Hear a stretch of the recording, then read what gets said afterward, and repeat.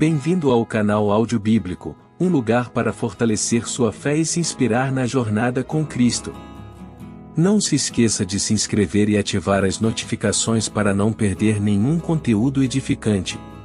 O apóstolo Paulo, como sábio pastor de almas e profundo conhecedor da psicologia humana, ou da maneira como as pessoas funcionam, ele sabe que a ansiedade, ou qualquer outro estado emocional, é decorrente daquilo com que nós ocupamos o nosso pensamento. Se eu começo a pensar nos meus filhos que moram nos Estados Unidos, o que me vem um sentimento de saudade. Se eu começo a pensar naquela conta que chegou do condomínio com atraso, eu me encho de preocupação. Ou se eu começo a ver notícias nas redes sociais de perseguição injustas contra os cristãos, eu me encho de indignação. Ou seja, aquilo que eu sinto é decorrente daquilo com que ocupa o meu pensamento. Se eu começo a focar no amanhã, se eu começo a focar nas preocupações, se eu começo a focar nas coisas incertas, nas ameaças ou nas possibilidades negativas, meu coração vai se encher de ansiedade. É claro que vai. É claro que vai. E aqui não se trata de pensamento positivo, longe da ideia do pensamento positivo. Pensar em coisas boas para você se sentir bem. Não, mas essa é uma lei da nossa natureza humana. Deus nos criou assim. Os sentimentos acompanham aquilo que ocupa a nossa mente e o nosso coração. Por isso que o apóstolo Paulo diz aqui, irmãos, ocupe o seu pensamento com o que é verdadeiro, nada de fake news, tudo que é respeitável, tudo que é justo, tudo que é puro, tudo que é amável, tudo que é de boa fama, se alguma virtude há e se algum louvor existe, seja isso que ocupe o vosso pensamento. Agora, se você passa o dia todo nas redes sociais, Twitter, Instagram, Facebook, no YouTube, escutando todo tipo de previsão, profecia apocalíptica, aterrorizante, terrorista sobre o fim do mundo, que vai acontecer ou tudo mais, não é que a gente negue a realidade, por exemplo, da crise que a gente está passando, dos números que estão aí, nós não estamos negando isso, mas a realidade não é só isso.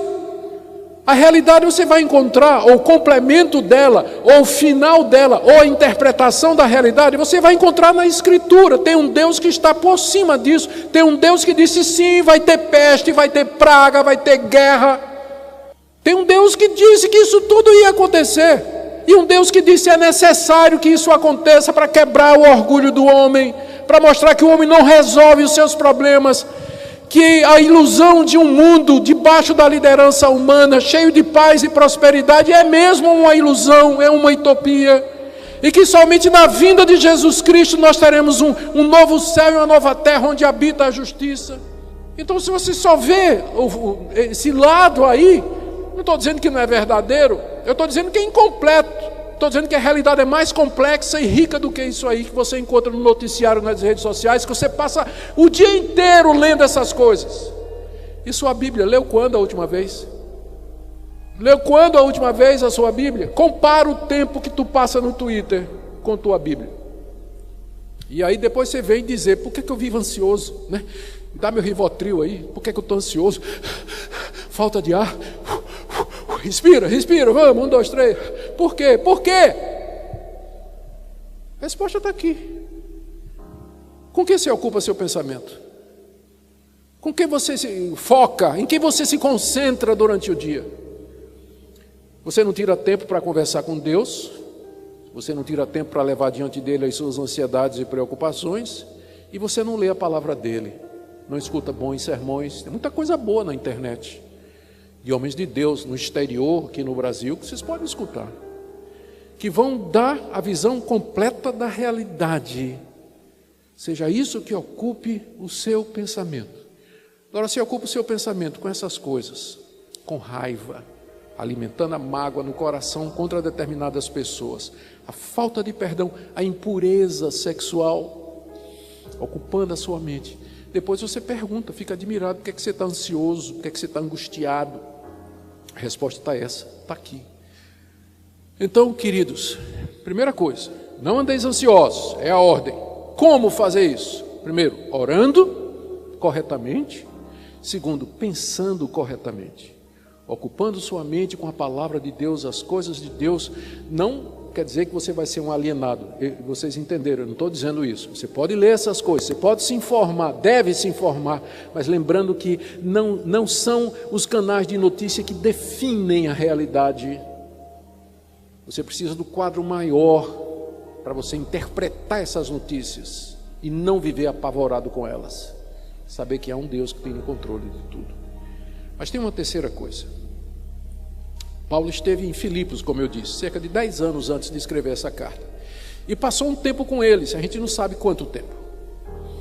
Não muito tempo. Mas tempo suficiente para que os filipenses vissem que tipo de crente, que tipo de homem era o apóstolo Paulo. Ele foi preso injustamente, espancado injustamente, foi levado ao cárcere. O texto de Atos 16 diz que quando ele estava preso lá com Silas, na prisão, ele cantava louvores a Deus, com os pés amarrados no tronco. Você sabe por que eles amarravam o pé no tronco? Os pés colocados, descalços, preso, espunha, a palma do pé, para quê? Chicote né? É muito sensível, né? A sola do pé. Agora imagina, você está no tronco, né? E o pé está exposto. Era uma das formas de tortura do Império Romano. E diz que Paulo cantava louvores a Deus, cantava hinos a Deus, ele e Silas, com os pés ensanguentados, as costas ensanguentadas, preso ali, estava louvando a Deus. Os filipenses souberam disso, eles viram isso. Eles viram como Paulo não reclamou, Paulo não murmurou, Paulo não desanimou, Paulo não disse assim, basta, esse negócio de pregar o evangelho, o preço é muito alto, eu vou fazer tenda. Porque fazer tenda eu não vou ser perseguido, eu não vou ser lanhado, eu não vou ser preso, eu não vou ser jogado no cárcere. Não. Paulo saiu de Filipos para pregar o evangelho na próxima cidade. Olha o que ele diz aqui, como terceira forma de você viver em paz. Verso 9. O que também aprendestes, quando eu estava aí pregando o evangelho, e recebestes, porque vocês creram em mim, ouvistes e vistes em mim, isso praticai.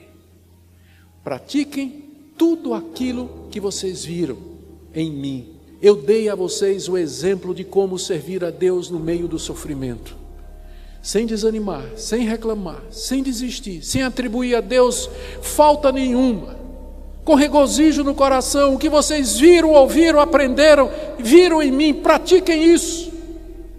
Ou seja, Paulo não somente fica dando lições teóricas, ele se apresenta como a encarnação da verdade ou das instruções que ele está dando. O que vocês viram em mim? Se vocês estão tendo dificuldade de entender, então eu vou desenhar. Lembra como eu tive aí entre vocês? Vocês lembram como é que eu me comportei aí? Então é isso que eu estou dizendo. Não vivam ansiosos, mas orem. Ocupem a mente. Lá na prisão, Paulo, imagine se Paulo lá na prisão fica, meu Deus, amanhã o que é que vai acontecer? Puxa, eles vão me executar. Nada. Paulo estava ocupado com as coisas de Deus, cantando, enchendo a mente dos louvores de gratidão a Deus. O que vocês viram em mim, isso pratiquem. E olha, a segunda promessa, são duas promessas que nós temos aqui. A primeira está no verso 7, a paz de Deus vai guardar o seu coração. E a segunda está no final do verso 9. O Deus da paz será convosco. Melhor do que a paz de Deus é o Deus da paz, né? Melhor do que ter a paz que procede de Deus é ter o próprio Deus da paz conosco, presente, consolando o nosso coração. Que promessa extraordinária nós temos aqui. Se vocês praticarem isso que eu acabo de dizer, diz o apóstolo Paulo, não somente a paz de Deus, mas o Deus da paz vai estar com vocês. No meio da dor, no meio do sofrimento, no meio do desemprego, no meio da perspectiva de quebradeira financeira, de crise política, de revolução, de pandemia, de morte, de contaminação, o Deus da paz vai estar com você, e no meio de tudo isso você vai ter tranquilidade. Veja que em momento nenhum Paulo está prometendo que Deus vai resolver o seu problema. Pode ser que ele resolva, uma vez que o Deus da paz está conosco, e Ele é quem Ele é, Ele pode abrir portas, Ele pode abrir oportunidades, pode apontar caminhos que resolvam o nosso problema, como Ele sempre fez no passado, daí a ação de graças. Mas se Ele nos resolver manter presos, como Paulo estava lá em Roma, Ele vai nos dar graça para suportar, e a paz dele, que supera todo o entendimento. E é esse o testemunho do crente. Quando vem pandemia, pega no crente também. Já descobrimos isso, né? Que ser crente não nos dá imunidade. Quando vem, pega em todo mundo. Quando vem a quebradeira, quebra também a empresa do crente. Quando perde emprego, o crente também perde.